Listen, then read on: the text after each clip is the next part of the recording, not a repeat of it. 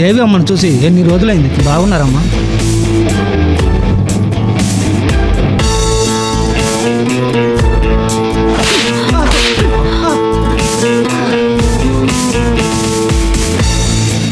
ఏంటిది? చేయి పెట్టి కార్ని పాడు చేసావు. ఇలా చూడు, పనివాడంటే డిస్టెన్స్ మెయింటైన్ చేయాలి. ఈ విధంగా దగ్గరకు రాకూడదు, గుర్తుంచుకో. రా. Govindu, I'm sorry. తన తరపు నేను క్షమాపణ అడుగుతున్నా. బాధపడకు గోవిందు, తన గురించి నీకు బాగా తెలుసు కదా. ఎన్ని సంవత్సరాల నుంచి చూస్తున్నావు, నీకు తెలియదా ఏంటి? ఏమయ్యా? వస్తున్నా. రావయ్యా. ఇదిగో వస్తున్నాను. ఏంటి? పనివాడితో నీకేంటి మాటలు? ఏం లేదు, ఓదార్పుగా రెండు మాటలు. అతనితో ఎందుకు గొడవ అని.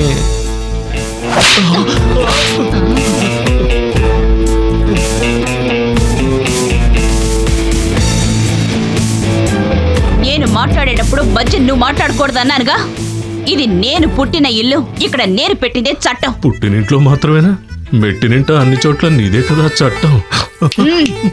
ఏంటి? నేను గీసిన గీత దాటకూడదు. అలాగే. అది మీరైనా సరే, పిల్లలైనా సరే. అర్థమైందా? జాగ్రత్త. నేను వెళుతుంటే నా వెనకే రావాలి.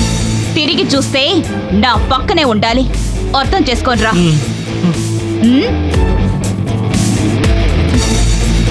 రావయ్యా.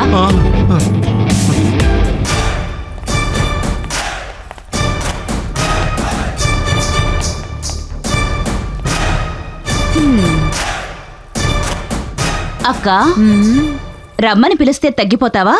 బొండరాయిలా నుంచున్నావు. వచ్చిన వెంటనే రా అని పిలిచే మాదిరిగానే ప్రవర్తించావు. కాలు పెట్టిన వెంటనే నీ బుద్ధి చూపించావు. నాకు అసలు ఇవేమీ నచ్చలేదు.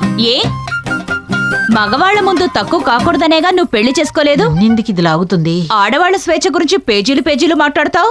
నీ దారిలో నేను నడిస్తే నీకు నచ్చట్లేదా? స్త్రీ స్వేచ్ఛ అనేది మగవాడి హక్కుల్ని పాడు చేయకుండా ఉండడం కోసమే. అందుకని నీ భర్త మీద చేయి చేసుకోవడం పద్ధతా? వీళ్ళు సపోర్ట్ చేస్తున్నారా లేదంటే ప్లాన్ చేస్తున్నారా? ఈ రోజు ఇంకో చెంప పగిలేలా ఉంది. అక్క, నా కుటుంబంలోని వాళ్ళని ఎలా చూసుకోవాలో నాకు బాగా తెలుసు.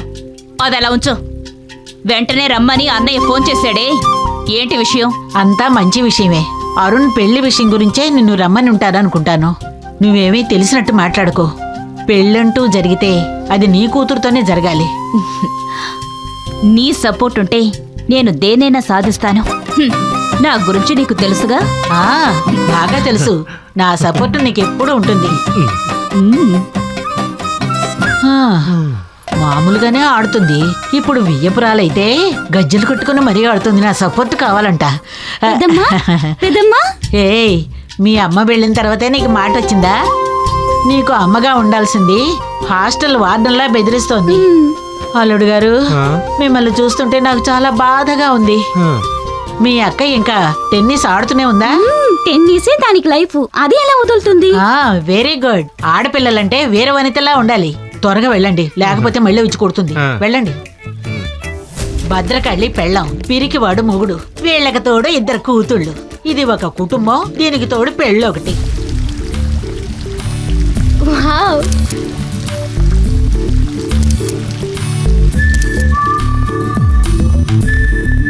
శాంతి, మీ అమ్మతో రాకుండా నువ్వెక్కడి నుంచి వస్తున్నావు? పెద్దమ్మా, పోయినసారి వచ్చినప్పుడు టెన్నిస్ కోర్ట్ కట్టడానికి ఒక స్థలాన్ని సెలెక్ట్ చేసి ఉంచాను. ఇప్పుడు అందులో కార్ షెడ్ కట్టించారు. మీ మావయ్య చేసే పని. వాడు ఏం చేస్తాడో ఎవరికి తెలుసు. టైం బాగుండి కార్ షెడ్ కట్టాడు, లేకపోతే పావుకి బెడ్రూమే కట్టేస్తాడు. ఆ కార్ షెడ్ పగలగొట్టి నాకు టెన్నిస్ కోర్ట్ కట్టివ్వమని నేను మావయ్య దగ్గర అడగబోతున్నాను. సరేరా, నువ్వు అడిగితే ఖచ్చితంగా కట్టిస్తాడు. లోపలికి వెళ్ళరా. వెళ్ళు, లోపలికి వెళ్ళు.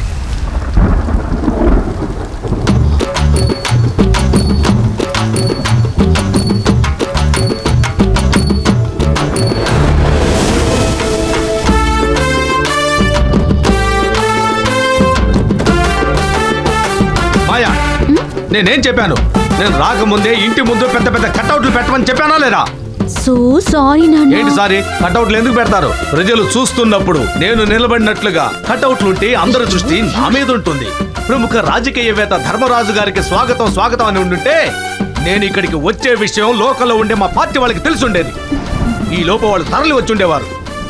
మామయ్య దగ్గర నా గౌరవం ఎక్కడో ఉండుండేది. అందుకే నీకు 20,000 ఇచ్చాను. మన ఇంటికి కదా వస్తున్నావు, ఎందుకు కట్అవుట్ అని నేనే వద్దన్నానండి. నోరు మొయ్. కటౌట్ లేని రాజకీయవేత్త, తొడివి లేని వంకాయ ఒకటే. ఇదే మన దేశ రాజకీయాల్లో మొదటి పాఠం. కనీసం ఇది సరే కూడా సరే, తెలియదా నీకు? మొదలు పెట్టకండి.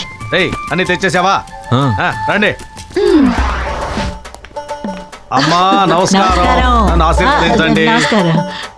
ఏమయ్యా, దూరంగా ఉన్న వాళ్ళంతా తొందరగా వచ్చారు. పక్క ఊళ్ళో ఉండి నువ్వు ఇంత లేటుగా వచ్చావేంటి? నేను ఎప్పుడో బయలుదేరానమ్మా, కానీ ఆ సమయంలో మినిస్టర్ దగ్గర నుంచి నాకు ఫోన్. ధర్మ, నీ నియోజకవర్గానికి వస్తున్నాను, నువ్వు పక్కన ఉండాలి అని చెప్పారు. సరే అని చెప్పి ఆయనకి సకల మర్యాదలు చేసి పంపిస్తే సెక్రటరియట్ నుంచి ఫోన్. హోమ్ మినిస్టర్ ప్రియే నన్ను కొన్ని డౌట్లు అడిగాడు. అలాగా?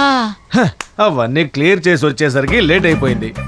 మా పార్టీ వాళ్ళకి నేనంటే అంత నమ్మకం. మొహం గొప్ప. రా బాబు, మామగారికి వేయాల్సిన సెలవు రెడీగా ఉందిగా. ఏంటి అలా చూస్తున్నారు? ఏమిటి అదొక విధంగా మాట్లాడి వెళ్తున్నాడు? అదో విధంగానే లాగుతున్నారేంటి? లూస్ అని గట్టిగానే అనండి. మేము ఆయనకి లూస్ అని పేరు పెట్టాం. అవును, అమ్మాయి నీ వైపు, అబ్బాయి వాళ్ళ నాన్న వైపా? వాడు మా వైపే. ఓహో. నైట్ తాగేటప్పుడు వాళ్ళ నాన్నతో కలిసి తాగుతాడు. మంచి కుటుంబం, బాగుపడ్డట్టే. ఇంకా నయ్యం, పాడు కుటుంబం అని మాత్రం అనలేదు. ఏమ్మా మాయా, భరతనాట్యం నేర్చుకుని అరంగేట్రం కూడా చేసేసావు. ఆ తర్వాత ఎక్కడ స్టేజ్ మీద ఎక్కలేదా? నాకు చెయ్యాలే ఉంది కానీ అమ్మాయి వద్దంటున్నారు. మా ఆయన స్టేజ్ ఎక్కి ఉపన్యాసాలు ఇస్తేనే తట్టుకోలేకపోతున్నాం. ఇది వేరే ఎక్కాలా? వద్దక్క. నేర్చుకుంది కదా, వేస్ట్ అయిపోతుంది. కట్టుకునేవాడు చూసి ఆనందిస్తే చాలక్క. అరుణ్ని సంతోష పెట్టడానికి చాలా విద్యలు నేర్చుకునే ఉంది. మాయా, ఒక శాంపిల్ చూపించు. అయ్యో, ఎలా సిగ్గుపడిపోతుందో చూడు. తనకి అభినయ సరస్వతి అని బిరుదివ్వాలి. వెళ్ళండి వెళ్ళండి. వెళ్ళండి. ఈ పిల్లి కళ్ళ సుందరికి బాగా నడవటమే చేత కాలేదు. ఇందులో నాట్యం ఒకట ఎవరు చూస్తారు? తర్వాత వచ్చే బాంబే సుందరి ఏం చేస్తుందో.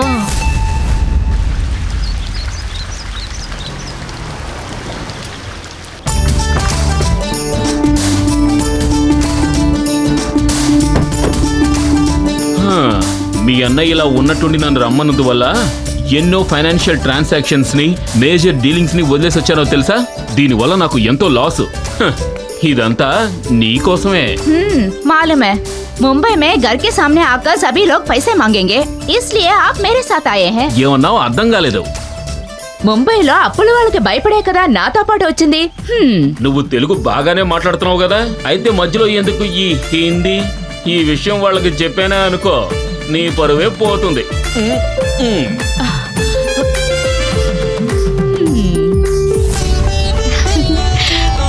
రండి రండి. నమస్కారం. రండి రండి. ఏం మాధవయ్య, బాగున్నావా? బాగున్నానయ్యా. నువ్వు మంగా కదా? మంగని కాదు, గంగని. ఠీకే ఠీకే. చిన్నప్పుడు 2 జడలు వేసుకొని చిన్న పిల్లలా ఉండేదానివి. నువ్వు మాత్రం తక్కువేంటి, పొట్టి గౌన్ వేసుకొని చిన్న పిల్లలా ఉండేదానివి. ఇప్పుడు గుర్తుపట్టలేనంత పెద్దదానివయ్యో. అమ్మా, వాళ్ళు ముంబై నుంచి వచ్చారు, అలా నిల్చోబెట్టి మాట్లాడతారా? లోపలికి వెళ్ళండి. ఓకే. నువ్వు రామ్మా.